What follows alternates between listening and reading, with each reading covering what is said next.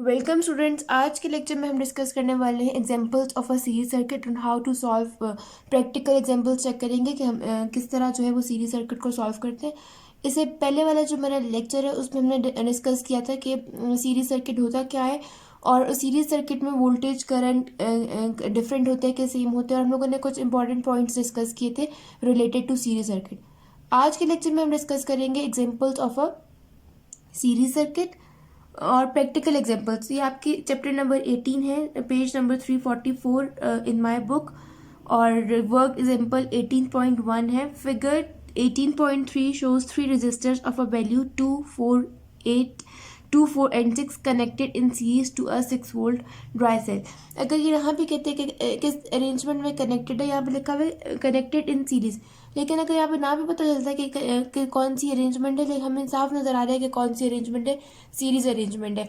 Series arrangement क्यों है? क्योंकि यहाँ पे सिर्फ एक ही पाथ है टू फ्लो ऑफ करंट, ठीक है, एक लूप है, एक पाथ है, और सारे जो एलिमेंट्स हैं, जो सारे कंपोनेंट्स हैं, वो सीरीज में कनेक्टेड है। और हम लोगों ने ये भी देखा था कि ए मीटर हमेशा हम सीरीज में कनेक्ट करते हैं, वेयर एज वोल्ट मीटर हम हमेशा पैरेलल कनेक्ट करते हैं। तो इस क्वेश्चन में आपको एक सीरीज सर्किट गिवन है जिसकी वोल्टेज आपके पास गिवन है 6 वोल्ट, और 3 रेजिस्टर्स गिवन है जिसकी वैल्यूज हैं 2 ओम। ये जो साइन है इसको ओम कहते हैं। Ohm is a unit of a resistance. 2 ohm और 4 ओम एंड 6 ओम। तो in first part what you have to calculate what is the effective resistance of the 3 resistors. Last lecture में हमने पढ़ा था कि फर्स्ट स्टेप हमें हमारे पास किसी भी सीरीज सर्किट को सॉल्व करने के लिए होता है कि हम सबसे पहले क्या फाइंड आउट करते हैं, इफेक्टिव रेजिस्टेंस। तो इस क्वेश्चन में हमारे पास फॉर्मूला ऑफ इफेक्टिव रेजिस्टेंस क्या है?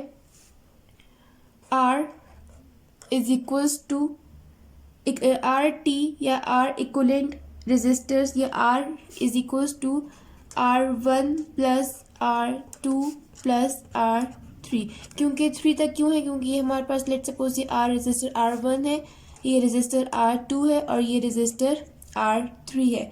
तो R1 हमारे पास क्या है? 2 ओम। R1 की जगह आप लिख दें 2 ओम। R2 आपके पास क्या है? 4 ओम। और R3 आपके पास क्या है? 6 ओम। 4 प्लस 2 6, 6 प्लस 6 क्या हो जाएगा? 12। Don't forget to write unit in physics. तो ये क्या आ जाएगा? 12 ओम आपके पास क्या आ जाएगा? आंसर आ जाएगा। R आपने फाइंड आउट कर लिया, टोटल रेजिस्टेंस या इफेक्टिव रेजिस्टेंस आपने फाइंड आउट कर ली। R क्या है आपके पास? Effective resistance. R क्या है? इफेक्टिव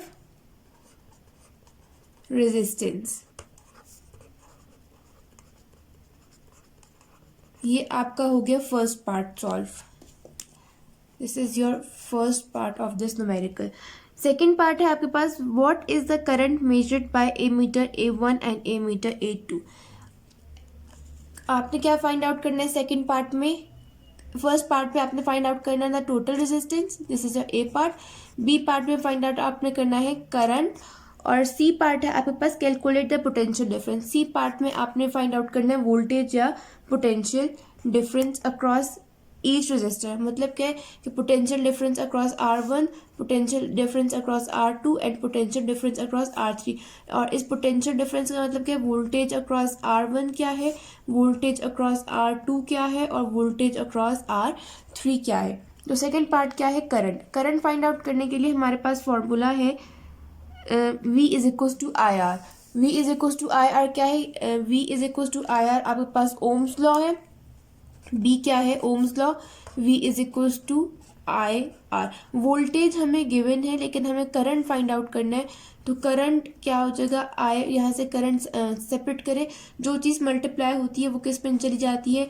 डिवीजन में। और यहाँ पे क्या बच गया? V। तो I is equal to V divided by R आपके पास क्या आ गया? इक्वेशन आ गई। वोल्टेज हमारे पास क्या गिवन है?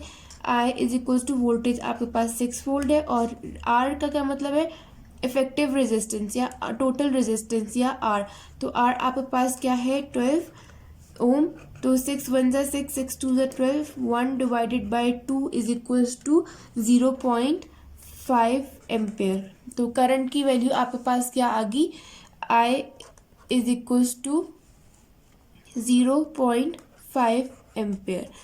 और हमें ये पता है कि सीरीज सर्किट में करंट सेम होता है, करंट चेंज नहीं होता। तो जो आपने ये करंट फाइंड आउट किया है तो इस पूरे सर्किट में क्या है, करंट 0.5 एम्पेयर है। इसका क्या मतलब है कि जब ये वाला एमीटर में आप रीडिंग चेक करोगे तो आपके पास क्या रीडिंग आएगी, 0.5 एम्पेयर रीडिंग आएगी।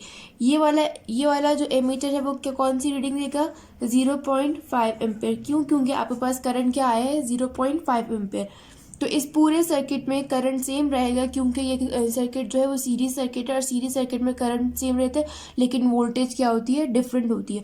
तो यहाँ पे वोल्टेज कुछ और होगी, यहाँ पे वोल्टेज कुछ और होगी, यहाँ पे वोल्टेज कुछ और होगी। तो थर्ड पार्ट पे हमने क्या फाइंड आउट करना है, पोटेंशियल डिफरेंस। इसका क्या मतलब है कि हमने फाइंड आउट करना है V1 हमारे पास क्या है, पोटेंशियल डिफरेंस अक्रॉस वो रेजिस्टर R1, V2 क्या है हमारे पास, potential difference across resistor R2, और V3 क्या है हमारे पास, potential difference across resistor R3। तो V1 फाइंड आउट करना है, V2 फाइंड आउट करना है और V3 फाइंड आउट करना है। तो V1 V2 V3 find out करने का मेथड ये होगा कि आपने ओम्स लॉ यूज करते हुए V1 V2 V3 find out करना है।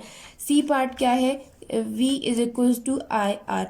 अगर आप फॉर रेजिस्टर R1 के लिए सॉल्व कर रहे हैं तो ये हो जाएगा I1 R1, लेकिन करंट तो सेम है सीरीज सर्किट में तो करंट चेंज नहीं होगा, 0.5 एम्पेयर आ जाएगा। और R1 की वैल्यू आपके पास है 2 ओम। क्या है आपके पास, 2 ओम। तो multiply by 2 ohm is equal to V1, voltage across resistor 1।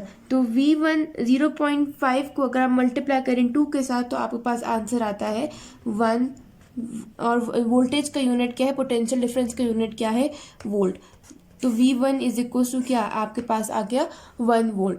इसी तरह अगर आप रेजिस्टर R2 के लिए फाइंड आउट करें तो क्या बन जाएगा आपके पास, V is equal to I2 R2, V is equal to V2 is equal to I2 R2। I तो सेम है तो क्या आ जाएगा 0.5 मल्टीप्लाई बाय R2 क्या है आपके पास, R2 की वैल्यू है आपके पास 4 ओम, 4 ओम। ये है आपके पास 0.5 एम्पेयर और 4 ओम। 0.5 को आप 4 से मल्टीप्लाई करें तो आपके पास आंसर आएगा 2 वोल्ट। तो वोल्टेज अक्रॉस रेजिस्टर R2 क्या है आपके पास, V2 क्या है 2 वोल्ट। इसी तरह अगर आप रेजिस्टर R3 के बारे में बात करते हैं तो रेजिस्टर R3 की वैल्यू होगी क्या कहते हैं, R3 की वैल्यू होगी, ओम्स अप्लाई करें, V is equal to I3R3। I3 क्या होगा आपके पास, I3 सेम रहेगा क्योंकि पूरे सीरीज सर्किट में करंट सेम है। तो 0.5 एम्पेयर मल्टीप्लाई बाय R3 की वैल्यू है 6 ओम। तो V इज इक्वल टू 0.5 को जब आप 6 से मल्टीप्लाई करते हैं तो आपके पास आता है 3, आपके पास आता है 3 वोल्ट। वोल्ट क्यों आ रहा है, क्योंकि V3 और V3। तो V3 is equal to 3 volt क्यों आ रहा है आपके पास, क्योंकि वोल्टेज का यूनिट क्या है, पोटेंशियल डिफरेंस का यूनिट क्या है, वोल्ट। तो आपके पास V3 क्या आ जाएगा 3 वोल्ट। अच्छा जी, लेकिन हमें अगर टोटल फाइंड आउट करना है, टोटल वोल्टेज फाइंड आउट करना है, ये तो वोल्टेज अक्रॉस रेजिस्टर्स के पास आई कि वोल्टेज अक्रॉस V1 क्या, ये आपके पास 1 वोल्ट। यहाँ पे मैं मार्कर चेंज करके आपको बताती हूँ, यहाँ पे वोल्टेज क्या आ गई आपके पास 1 वोल्ट। R2 पे आपके पास वोल्टेज क्या आ गई 2 वोल्ट और R3 पे आपके पास वोल्टेज क्या आ गई 3 वोल्ट। ठीक हो गया, ये वोल्टेज है आपके पास, ये वोल्टेज है, ये वोल्टेज है। करंट यहाँ पे 0.5 एम्पेयर आएगा, यहाँ पे भी 0.5 एम्पेयर आएगा इस वाले एमीटर पे, ठीक है।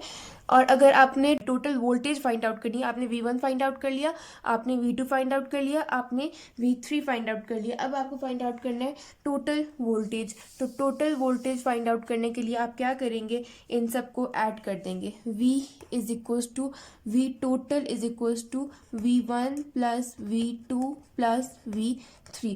तो V1 आपके पास था 2 वोल्ट, V2 था आपके पास 3 वोल्ट, 1 था आपके पास 1 वोल्ट, V2 था आपके पास 2 वोल्ट और V3 था आपके पास 3 वोल्ट। ये जो आपने V1 V2 V3 की वैल्यू फाइंड कर दी, 2 + 1 क्या हो गया आपके पास 3 एंड 3 + 3 आपके पास क्या आ गया 6 वोल्ट। तो V टोटल आपके पास है, टोटल पोटेंशियल डिफरेंस क्या आ गया आपके पास 6 वोल्ट, ये है T। ठीक है, तो टोटल आपके पास पोटेंशियल डिफरेंस क्या आ गया 6 volt. Potential difference is equals to 6 volt. I hope you like this video. अगर फिर भी कोई प्रॉब्लम है सीरीज सर्किट में या कोई प्रॉब्लम है एग्जाम्पल्स में तो आप मुझसे कमेंट्स में ज़रूर पूछिएगा। Thank you so much. अल्लाह हाफिज़।